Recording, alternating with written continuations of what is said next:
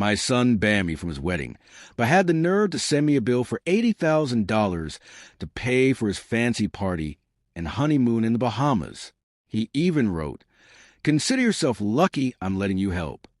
I just smiled, feeling my hurt turn into icy-white determination.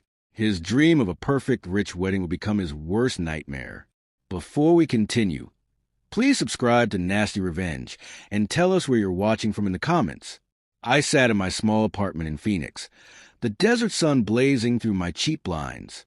The package had arrived that Tuesday morning, heavy and fancy with Marcus's neat writing on top.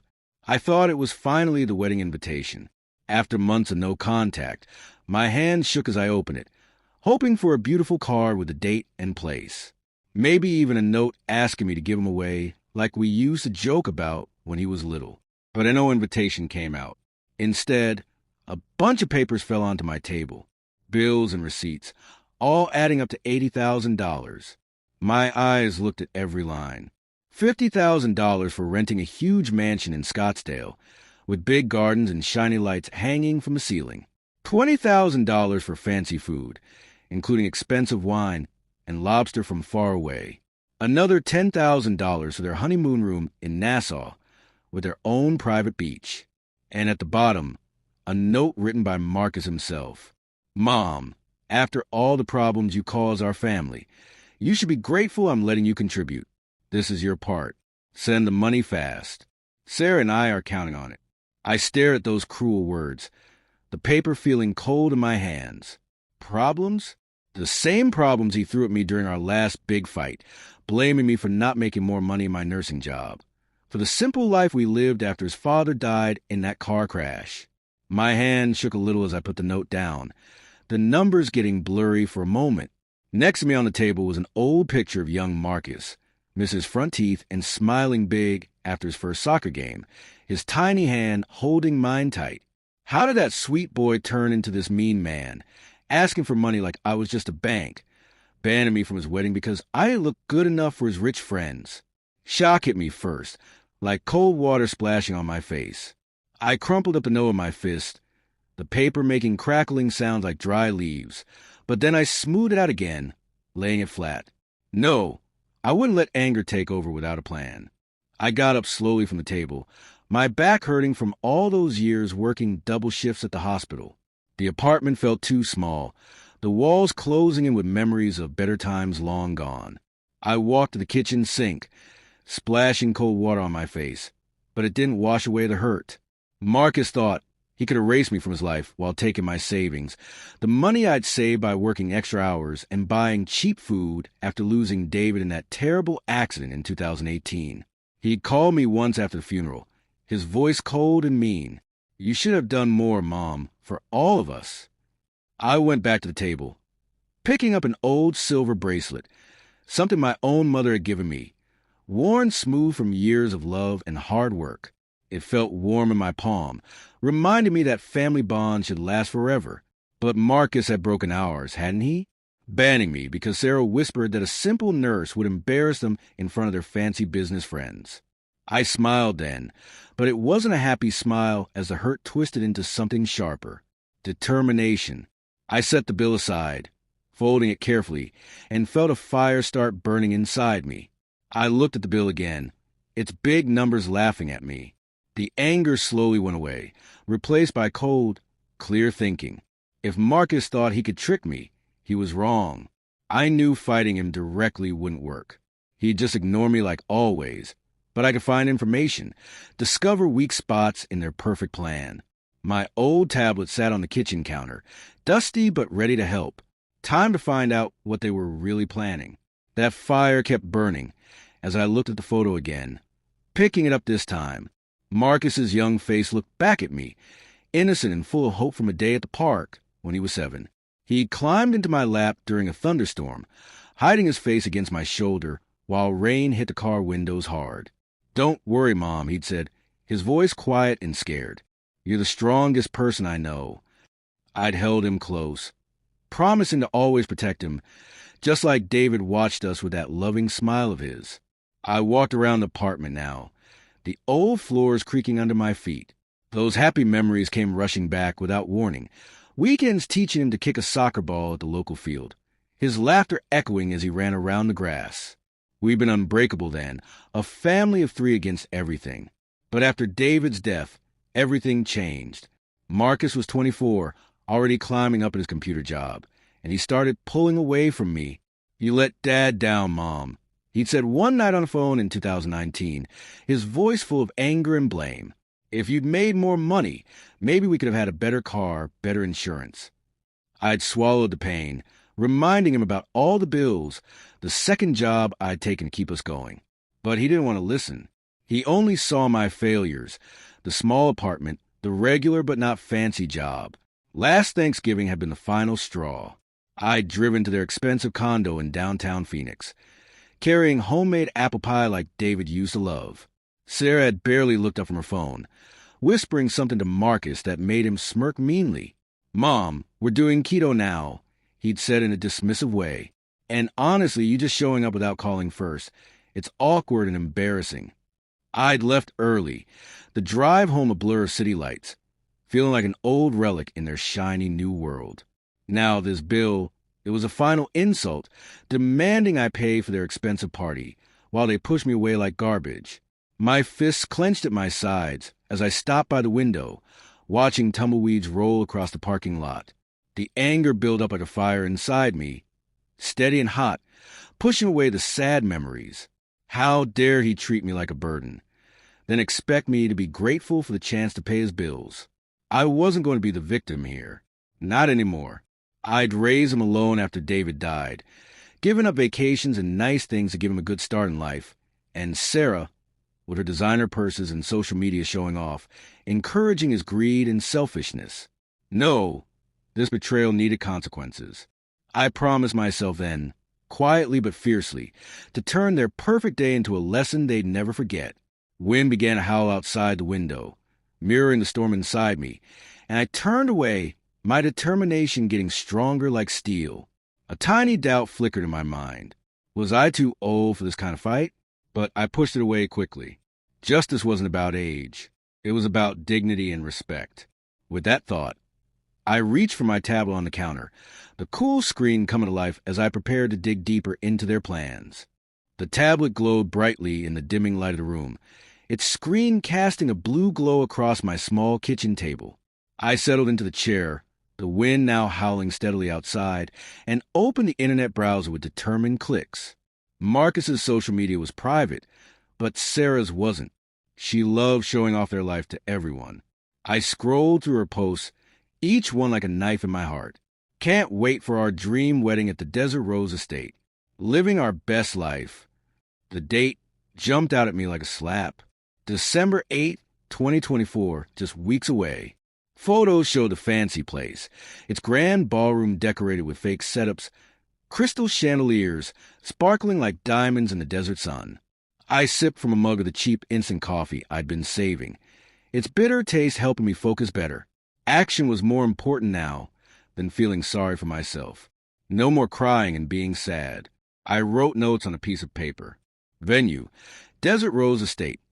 $50,000 rental cost. Caterer, elite desert events, bragging about farm-to-table food for 180 guests. Photographer, some expensive professional named Maya Chen, her portfolio linked in Sarah's comments. Gorgeous shots coming soon. Sarah had written with heart emojis everywhere. Arguments raged in my mind like a battle. Should I confront him directly? No, that would just give him the satisfaction of hanging up on me. Better to work from the shadows, make him feel the loss of control he was so afraid of. Tab after tab open on my screen. Wedding planner Robert Kim's website, his bio bragging about seamless events for wealthy clients. A mutual contact on Facebook confirmed he was handling everything. An old co-worker, Marcus, had liked a post about the booking. Honeymoon details came from a travel agency's advertisement. Nassau Resort Overwater Villa, all funded by that insulting bill they'd sent me. My anger flared up again at a video Sarah shared of her trying on a wedding dress. Marcus grinning beside her like a fool. Mother-in-law is paying for the party indirectly, she joked in the comments, adding a winking emoji. Indirectly. The nerve of it all fueled my fire. I cross-checked vendors, building a list in my notebook. Florist, DJ, even the fancy car service. The extravagance was shocking, far beyond what Marcus's salary could cover without my contribution. A moment of hesitation crept in. Was this revenge going too far? Risking what little family connection remained? But then I read his note again, that condescending arrogance, and the doubt vanished like smoke. This was about self-respect, teaching him that greed has consequences. My hand steadied on the tablet as I found Robert Kim's contact number. I picked up my phone, fingers hovering over the numbers. The phone rang twice before a smooth voice answered, polished like expensive marble. Robert Kim Events. This is Robert speaking. How can I make your day extraordinary? I leaned against the kitchen counter, the phone cool against my ear, steadying my breathing. Hello, Robert. This is Maria Santos. I'm Marcus Santos's mother, the one paying for his wedding. A pause, then warmth flooded his tone like honey. Mrs. Santos, Marcus mentioned you'd be calling to finish the payments. We're thrilled you're contributing to such a special event. The Desert Rose Estate is booked solid, and Sarah's vision is coming together beautifully. I let him talk for a moment about flower arrangements and music, my mind getting sharper like a knife. Actually, Robert, I prefer to discuss this in person. Can we meet tomorrow? I have some details to clarify. He agreed quickly, suggesting his downtown Phoenix office at 11 a.m. I hung up, the click echoing in the quiet room, and poured myself another cup of coffee. The meeting with Robert was the first step, and I needed to be ready for battle. I spent the rest of the evening looking at the bill again, writing down key numbers to keep the facts straight. Before bed, I picked out a clean blouse and pants. Nothing fancy, but enough to look serious and determined. As I lay down to sleep, I felt the plan become solid like a house's foundation. The next morning, I woke up early, coffee in a travel mug, keys in hand, ready to go out and start the war. The next morning, I drove through light traffic, the desert mountains rising like giants against the bright blue sky. A brief moment of doubt gripped me at a red light. Was this the point where I couldn't turn back? But I dismissed it, pressing the gas pedal as the light turned green. Robert's office was in a sleek building off Camelback Road, all glass and steel, a far cry from the old hospital where I'd worked for 20 years. I parked and walked in, the lobby's cold air carrying hints of expensive cologne and fresh flowers. Robert greeted me with a firm handshake, his suit perfectly tailored and tie knotted just right. Mrs. Santos, come in. Coffee. He led me to a comfortable chair across from his desk, covered with fabric samples and contracts. A framed photo of a happy couple under a gazebo caught my eye, stirring a quiet determination inside me. That joy wouldn't be Marcus's. Not on my dime. We sat down and he pulled out a thick file. So, the $80,000 covers everything. Venue, catering, even the honeymoon deposit. Marcus assured me it's all set. I leaned forward, my voice steady and calm. Did he? Tell me, Robert, did Marcus mention that he banned me from the wedding?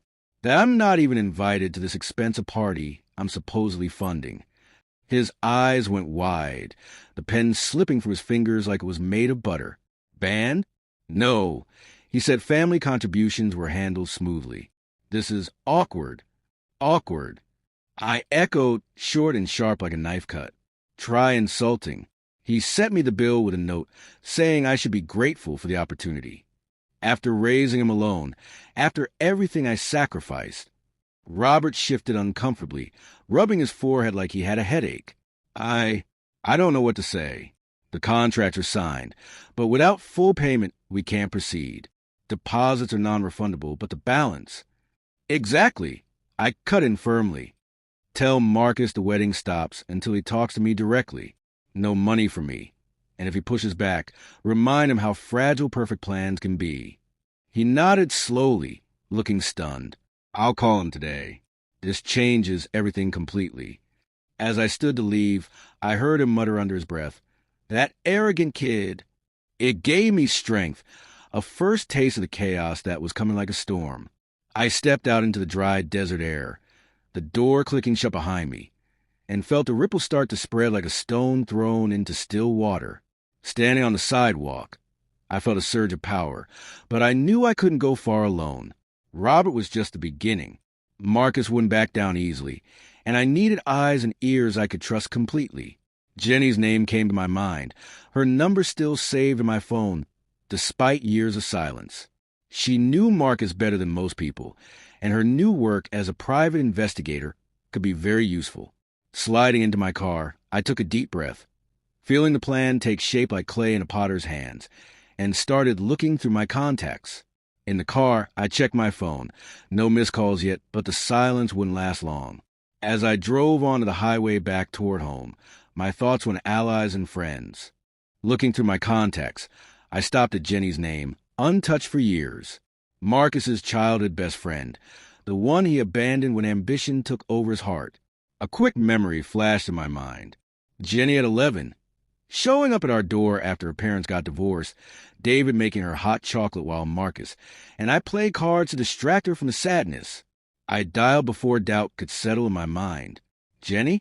It's Maria Santos. It's been a long time. Her voice came through surprise but warm like sunshine. Mrs. S. Wow, yes it has. How have you been? Is everything okay? Not exactly. I admitted honestly. Marcus is getting married, but it's complicated. Can we meet?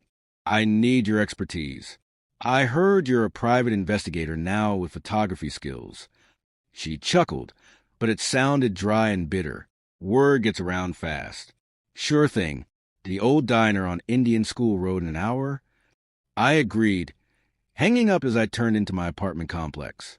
The small place felt less empty with purpose filling every corner like warm light. An hour later, I sat at a corner booth in the diner, the smell of fresh-baked biscuits mixing with the desert breeze coming through the open door. Jenny arrived looking taller than I remembered, with a detective's sharp eyes and a camera bag hanging over her shoulder. We shook hands firmly, her grip steady and strong. Mrs. S., you look good. I'm sorry about Mr. Santos. He was like a father to me, too. Thanks, Jenny. And call me Maria, please. I slid her a cup of coffee across the table. Marcus banned me from his wedding, but sent a bill for $80,000. I'm not paying it. I'm fighting back. Her face got hard like stone. That sounds exactly like him. He ditched me years ago when I wouldn't lie on a job reference. Said I was holding him back with my small-time work. I nodded, asking gently, I heard stories like that. He used others for his climb up the ladder? Oh, yeah, Jenny said, leaning in closer, her tone full of old hurt and pain. In college, he stole my project ideas, claimed them as his own work. When I call him out on it, he ghosted me completely. Sarah's exactly the same. All about the image and looking perfect. We planned over coffee refills. She'd document the wedding from outside the venue, capture any problems with photos and video, ready for public exposure if needed. A mutual friend waved from the counter, old Mrs. Rodriguez from the neighborhood, making us both laugh. Remember when you and Marcus pranked her with fake snow in July? Jenny grinned, but it faded quickly. Those days are long gone. He changed into someone else. Mine, too, I replied sadly. But this alliance, it's real and strong. We parted with a firm handshake, ideas swirling in my head like the steam from our coffee cups. What if we need more recordings and logs? I asked, the question hanging in the air as she nodded thoughtfully. Come by my place tonight, I suggested firmly. Bring what you've got, and let's start preparing for real. Jenny grinned, her eyes sparkling with enthusiasm and excitement. Deal, Maria. I'll be there at 8 sharp. That question echoed in my mind as I drove home, rain starting to fall gently on the windshield. By evening, I had texted Jenny to come over, unable to wait any longer. She arrived at my door with a toolkit in hand, the light drizzle turning the porch light into a soft, hazy glow. Ready to level up? She said, stepping inside and shaking off her jacket. We moved to the living room where I cleared space on the coffee table. Dim lamps cast long shadows across the worn carpet, and I handed her a mug of hot coffee.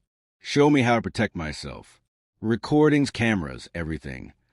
Jenny unpacked her gadgets carefully, a small recorder, hidden cameras, even apps for call logs and voice notes. First, legal basics, she explained. her voice steady and clear. In Arizona, one party can send for recordings. Hit this button mid-call. I practiced on a fake setup, her demonstration showing tactics Marcus might use against me. Gaslighting, deflection, blame shifting. Like when he blamed you for his dad's accident not being prevented, Jenny said softly, I remember you selling your car to pay for the funeral expenses.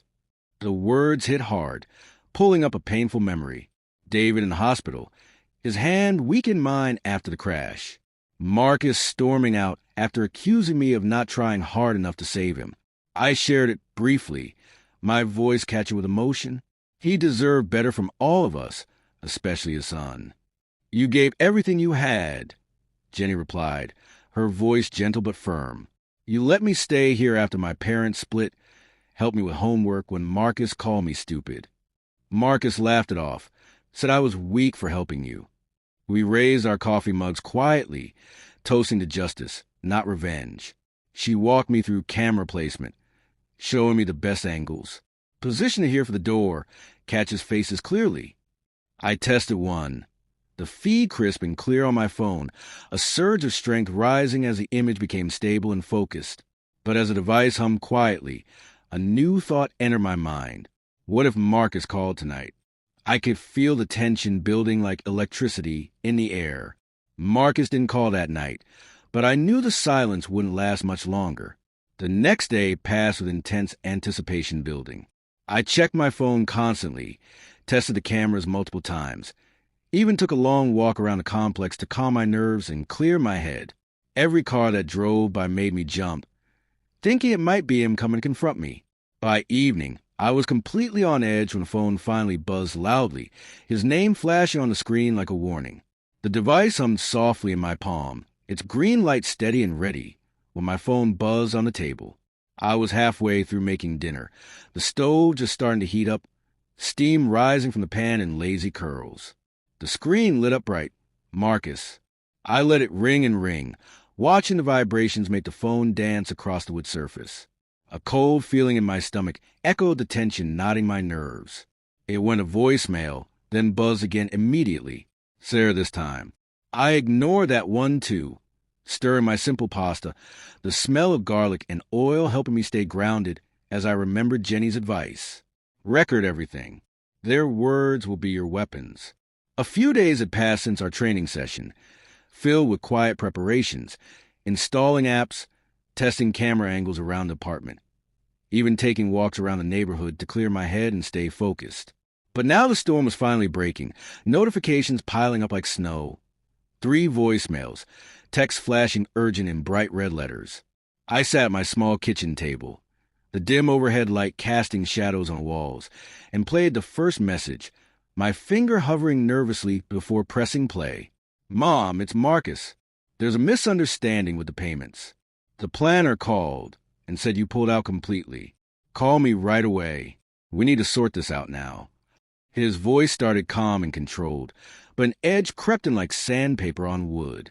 I replayed it twice, noting the panic bubbling underneath like lava. Misunderstanding, as if his bill and ban were just accidents or mistakes. The second message. Maria, it's Sarah. Marcus is upset. The vendors are threatening to cancel without your contribution. Don't do this to us. It's petty and childish. Her tone was clipped and superior, like she was scolding a naughty child. Petty. The word stung like a bee, but I smiled slightly, sipping my coffee. Jenny had warned me about this exact tactic. Desperation masked as accusation and blame. The third voicemail came from Marcus again, urgency ramping up like a fire getting hotter. Mom, seriously, pick up the phone. Everything's falling apart around us. You OWE us this after everything that's happened. The pause hinted at old grudges and resentments, his breathing heavy and labored. I listened 3 more times, analyzing the rising pitch in his voice like a scientist studying data. He was scared. Rumors must be spreading like wildfire. Robert had done his part perfectly. Then a call came from an old mutual friend, Mrs. Chun from down the hall. Her voice was hesitant when I answered briefly. Maria, I heard whispers at the grocery store.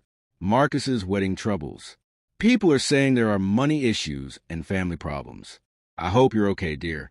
Her words sparked something inside me. Public whispers were already starting. I hadn't expected the ripple effect to reach so far so fast. It gave me strength and energy, a surge of control after years of being pushed aside and ignored.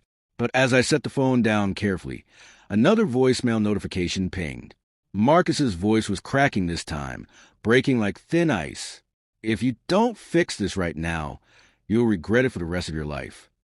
The threat hung there in the air, replaying in my mind as I stared at the screen, my heart beating faster with each word. That threat echoed in my mind as the phone rang again the next evening, insistent like a heartbeat in the living room where I paced back and forth. The recording app open and ready to capture everything. I gripped the phone tightly, letting it ring 4 long times before answering, a deliberate pause to unsettle him and make him worry. Hello, Marcus. Mom, finally. What the hell is going on? Robert says you refuse to pay. You're sabotaging our wedding. His accusation burst out like water from a broken dam, voice pitching high with frustration and panic. I breathed steadily, the carpet soft under my bare feet as I paced. Sabotaging? You banned me. Sent a bill like I was a sponsor, not your mother. I remember your note very clearly. Be grateful. A beat of silence hung in the air like a held breath. Then he exploded like a volcano. Look, it's not like that at all. Victoria's friends, the crowd we run with, your retired mom. You wouldn't fit in with our lifestyle. But the money, you owe it to us. After Dad, after all the struggles you cause our family. The cruel jab at David twisted in my heart like a knife, but I stayed calm and controlled, recording every single word. Oh, I raised you alone. Sold everything I had for his funeral and medical bills. You blame me then. Ignore me now. No, Marcus. No payment for me. You're ruining everything, he shouted, the words raw and desperate. Sarah's furious and crying. The caterers want their deposits. The estate is holding the date, but threatening huge cancellation fees. Fix this now. I paused, drawing strength from the silver bracelet on the side table. Its shine was a reminder of lasting dignity and family values. Fix what you broke. Talk to me like a son, not like I'm your personal bank. Then Sarah's voice cut in sharply. Speakerphone, I realized with growing anger. Maria, this is absolutely ridiculous and childish. We're building a life together. Your pettiness could cancel everything we've worked for. Think of the embarrassment to our families. Her interruption spiked the tension higher, her tone full of disdain and contempt. Embarrassment? Like banning your mother-in-law from her son's wedding. I think of the insulting bill you sent. The honeymoon you expect me to fund while excluding me like I'm nothing. Marcus jumped back in, defensive and angry. It's your duty, Mom. Family contributes to success. Admit it. You're just jealous of my success and Sarah's family money. The admission slipped out like water through a crack. Jealousy as his excuse for everything. It hit me like a revelation, exposing his massive ego and selfishness. I countered firmly and clearly. Success built on using people and throwing them away. Not anymore, son. The line crackled with his heavy, angry breathing. You'll regret this decision for the rest of your life. We're done. He hung up abruptly, the silence ringing in my ears like a bell, his final words echoing as a key slip that revealed his vulnerability and desperation, sharpening my resolve like a blade being honed. That vulnerability stayed in my thoughts as I paced a narrow hallway, the apartment quiet except for the gentle hum of the air conditioner. Moments later, a text alert chimed loudly.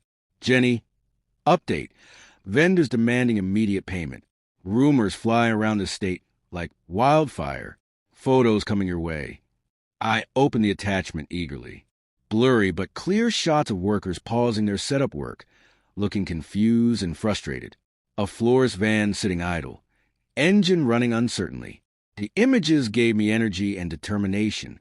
But then Marcus's text started flooding in like an avalanche. Selfish old woman. Destroying our special day over your massive ego. Short, stabbing accusations glowing harshly on the screen. I scrolled through them, my heart steady and calm, when my neighbor's call came through unexpectedly. Mr. Williams from across the hall, his voice gruff but supportive. "Maria, I saw Marcus yelling at some delivery guy in the parking lot yesterday. Rude as anything, demanding discounts like he owned the whole place." His voice was warm and understanding. "Heard about the wedding mess through the grapevine. If you need any backup or support, I'm here for you. Remember how he snubbed everyone at the building barbecue last year? Acted like he was too good for the rest of us regular folks." I leaned against the wall, phone pressed to my ear, feeling grateful. "Thanks, Mr. Williams. What exactly happened with that delivery?" He chuckled, but it sounded dry and bitter. Guy was dropping off invitations, or something fancy like that. Marcus screamed at him over a tiny crease in the box. Said, "Do you know who I am?" Sarah just stood there watching like it was entertainment. Word is getting around the neighborhood fast. Vendors are pulling out left and right. The story painted Marcus's arrogance in vivid detail, a perfect example of his cruel treatment of everyone, including me. "I appreciate the information, Mr. Williams. It keeps me going strong." "No problem at all, Maria," he replied warmly. "You've got real community support here." He never did. We hung up, and I texted Jenny back immediately. More intel from neighbor. Marcus is alienating everyone he meets. Her reply came fast. Perfect timing. Escalation incoming. Their preparations are falling apart completely. But as I set the phone down on the table, a new text from an unknown number popped up ominously. Maybe a vendor hinting at deeper trouble brewing. Mrs. Santos regarding wedding cancellation fees. The words trailed off mysteriously, creating a fresh wave of urgency as the ticking clock on the wall seemed to count down to something big and inevitable. The gray light of dawn crept through the blinds on December 8th, 2024, the wedding day that would never be, as rain began to fall steadily against the window panes like tears from heaven. I'd woken up early, that ticking clock from the night before still echoing in my ears like a countdown timer, a reminder of the urgency that had been building relentlessly over the past week. Those days had slipped by in a rhythm of quiet watchfulness, monitoring constant updates from Jenny, ignoring the increasingly desperate texts from Marcus, even taking long walks in the cool Phoenix air to steady my nerves against any wavering doubt or guilt. Now, as I checked the weather app on my phone, forecasts of steady downpours mirrored the storm I'd carefully orchestrated, a symbolic flood washing away all their pretenses and lies. I brewed strong coffee, the rich smell filling my small kitchen, and settled at the table with my phone ready for battle. Jenny's first text came at 6:30 a.m. at the Estate Now. Vendors arriving confused. Photos coming soon. I sipped slowly, the mug warm in my hands as images started trickling in like drops of sweet revenge. Florists unloading trucks only to repack half the flowers, their faces twisted with frustration under cheap umbrellas. Deposit problems. One caption read simply, "They're leaving fast." The chaos unfolded in real-time snapshots that made my heart sing. A catering truck sitting idle in the rain. Workers boxing up untouched plates and fancy silverware. Rain turning the driveway into a slippery, muddy mess. Guests started arriving around 11:30 a.m. Jenny's secret photos show confused groups huddling under small tents, umbrellas blooming like black flowers in a storm. Overheard conversation. Where's the actual setup? Her message pinged urgently. I ignored a flood of calls from Marcus, the phone vibrating like an angry bee trapped on the table. Voicemails piled up like snow. I played one, his voice completely frantic and broken. "Mom, send the money right now. Everything's falling apart around us. The estate managers are threatening to shut the whole thing down." The desperation cracked through his voice like breaking glass, a far cry from his earlier arrogance and cruelty. More photos kept coming. The grand ballroom half-dressed and pathetic. Chairs scattered around randomly. No sign of the expensive string quartet anywhere. Then a shot that twisted something deep inside me. Sarah in her beautiful white gown, her face completely crumpled with tears, rain streaking the mansion windows behind her like nature was crying too. Doubt flickered briefly in my mind. Was this too cruel and heartless, turning their special day into a public disaster? But I remember the Bill's condescending tone, the band that cut deeper than any knife, and the doubt melted away into quiet satisfaction. Justice wasn't supposed to be gentle or kind. By afternoon, Jenny reported breathlessly, guests milling around aimlessly, some leaving early, rumors spreading like wildfire about family feuds over money. I paced around my small apartment, rain drumming steadily outside like a war drum, imagining the humiliation unfolding miles away at the fancy estate. Another voicemail from Marcus, his voice pleading and desperate. "Please, Mom, wire the money immediately. Guests are actually laughing at us. Help me?" A guest's whispered comment in Jenny's secret audio clip. "This is a complete disaster. Poor planning by amateurs." The downpour got stronger, sheets of water blurring the parking lot outside, as if nature itself was amplifying the justice I delivered. But then my phone rang again, Marcus's name flashing urgently on the screen, his voice right on the edge of a complete breakdown when it went to voicemail automatically.